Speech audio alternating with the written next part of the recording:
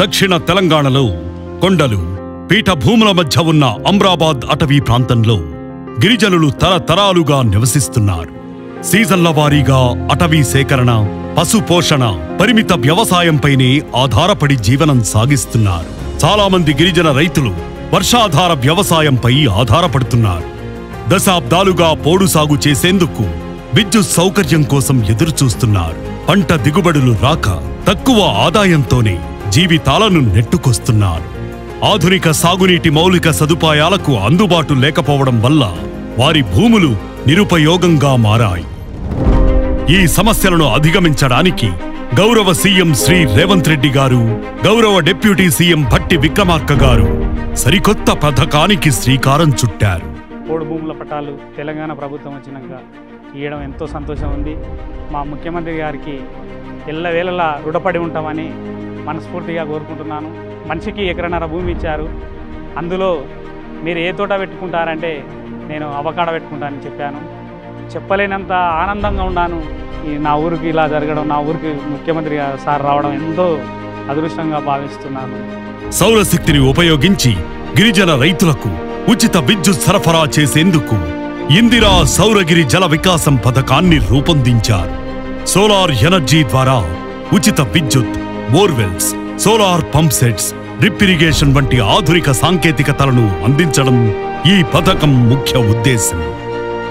రాబోయే 5 ఏళ్లలో 12,600 కోట్ల రూపాయల బడ్జెట్తో 6 లక్షల ఎకరాలకు సాగునీటి సౌకర్యం కల్పించి 2.1 లక్షల గిరిజన రైతులకు లబ్ధి చేకూర్చాలని లక్ష్యంగా పెట్టుకున్నారు. ఈ పథకం అమలులో ఐటీడీఏ, విద్యుత్, హార్టికల్చర్, అటవీ, rural water supply, Panchayati Raj, REDCO శాఖలు కీలక పాత్ర పోషిస్తాయి.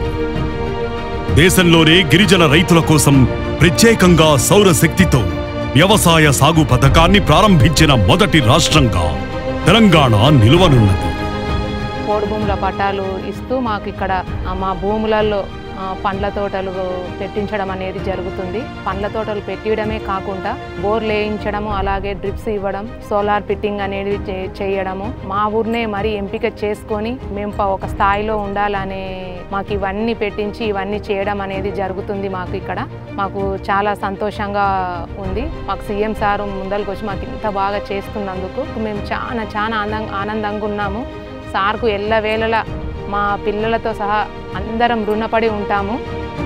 గిరిజన రైతులు ఆయిల్ పామ్, మామిడి, డ్రాగన్ ఫ్రూట్, బత్తాయి, నిమ్మ, వెదురు, అవకాడో, కొబ్బరి వంటి పంటలు పండించేలా ప్రోత్సహిస్తున్నది తెలంగాణ ప్రజా ప్రభుత్వం.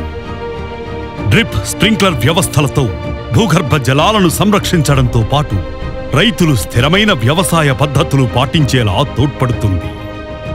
ఈ కార్యక్రమం గిరిజన సమాజానికి కొత్త ఆశలను, అవకాశాలను తీసుకురానున్నది. నాకు ఇచ్చిన ఎకరన్నర పొలంలో అవకాడో ప్లాంటేషన్ జరిగింది. నేను ఇప్పుడు అవకాడో పండించడానికి సిద్ధంగా ఉన్నాను. నాకు ఈ పథకం ద్వారా చాలా లబ్ధి చేకూరుతుందని నేను అనుకుంటున్నాను. హార్టికల్చర్ ఆఫీసర్లు చొరవ తీసుకొని మమ్మల్ని నల్గొండ తీసుకెళ్ళి మాకు ఇక్కడ ఉన్నటువంటి పంటలు మరియు తోటలు మొత్తం చూపించడం జరిగింది. వాళ్ళని చూసి మేము ఇంకా ఎలా పండించాలి అనేది పూర్తిగా తెలుసుకొని వచ్చాము. మేము దానికంటే ఇంకా మంచిగా చేస్తాం. ఇందిరా సౌరగిరి జల వికాసం పథకం తెలంగాణ గిరిజన రైతులకు ఒక వరంగా మారనుంది. ఈ పథకం వారి జీవనోపాధిని మెరుగుపరచడమే కాకుండా తెలంగాణ రాష్ట్రాన్ని సుస్థిర వ్యవసాయం, పునరుత్పాదక ఇంధన వినియోగంలో ముందంజలో నిలుపనున్నది.